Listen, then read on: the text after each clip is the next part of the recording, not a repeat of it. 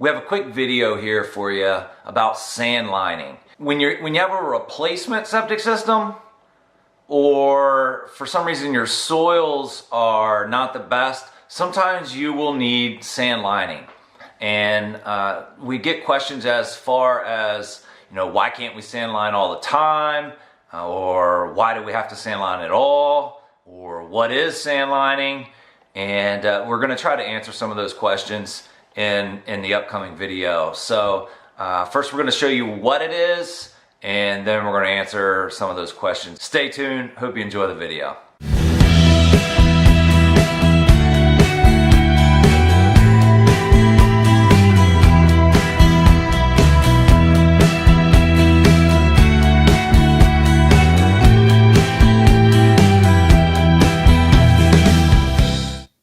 All right, so as we get started here, we've excavated our first trench down to 48 inches. And that depth was given to us by the site evaluator who came out originally to the site and is the one to determine what kind of septic is supposed to go here and gave us those original elevations. And he determined that we needed to sand line to 48 inches, and he's actually on site today and to confirm that that depth is the depth we need to go with. And he has said 48 inches is the depth, and I'll show you why in a few minutes. So we excavated to 48 inches. We have now backfilled with our septic sand. And as you can see, that sand has got a very nice texture to it. It's not like beach sand. It has a little loam into it so that it's got some texture and some structure to it, and that's a good thing. But it doesn't have too much. That way, when sewage comes into it, it goes through it at such a rate that it gets treated and filtered before it gets into the water table. What he's doing there is he's bringing the height of the sand to the designed depth of the septic system. And we're doing that both they're doing it as a team with our guy on the ground with the laser level and our man on the excavator working together to get that design depth spot on. In Delaware, we don't have many hills, so it's pretty simple. It's flat ground. You don't have a whole lot to deal with. As they move along with the trench, here what I want you to look for is the sidewall. And the site evaluator called for 48 inches because of the change in the soils. The top there has some lighter colors and some thicker textures. But you can see as he goes down here, that changes up quite a bit. And it's still thicker textures, but the colors are changing.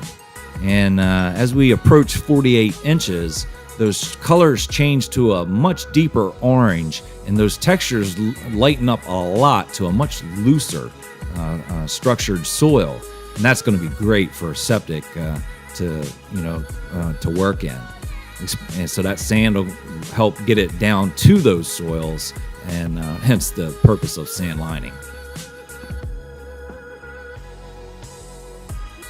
Okay, so now we've got it down to 48 inches, and we're going to go ahead and backfill with some more sand.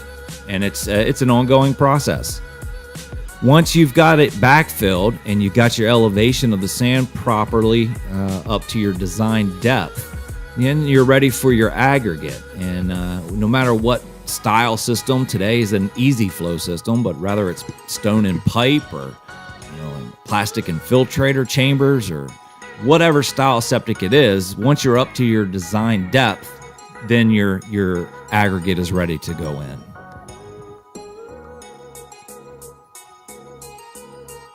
And here it's raking out the sand. Make sure that we have a nice flat surface that is scarcified.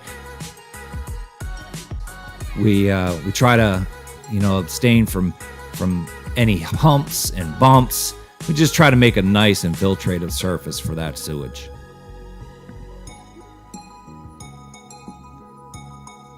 We're going to switch the angle up here, and we're going to go from the excavator's point of view, and it just gives you a different viewpoint to kind of see how things are going down. You can see the guys in the background there installing the easy flow, and guys work together like a well-oiled machine here. We got the excavator's getting down to the 48 inches. We got a man leveling out the sand. We got another man bringing in the sand and dumping it. and things just kind of go together. But look at that color difference there on that sidewall, and you can kind of see it's very obvious why we have the sand lining required on this job. This septic should work really well.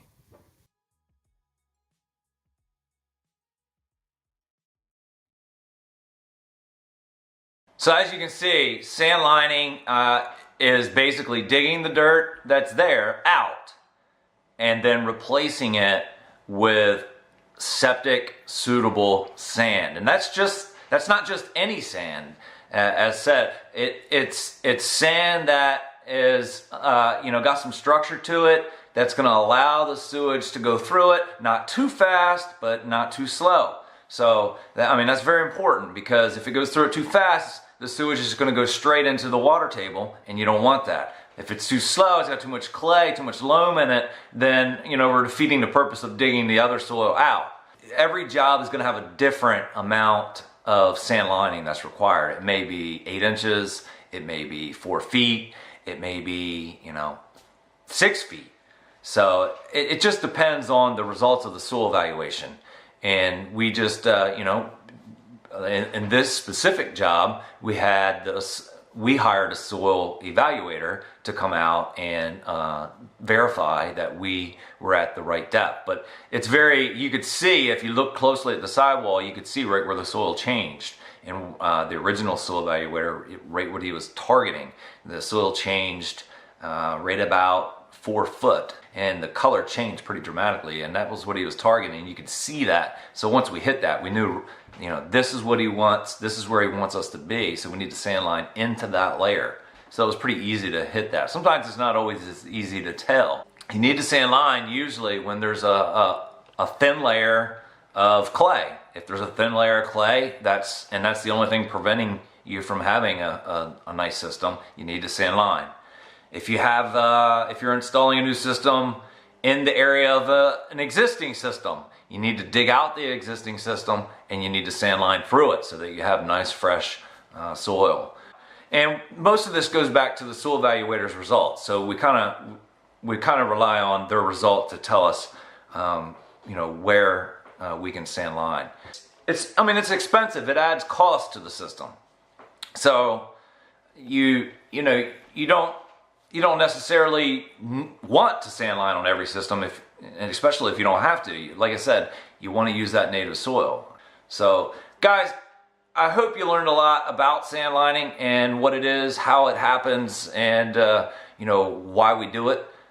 So if you have any questions or comments, please leave them in the field below. And as always, we're here just to kind of give you an idea of what we do, how we do it, when we do it, and hopefully enjoyed the video. So if you did, like it and subscribe to the channel, help support us. We'll see you next time.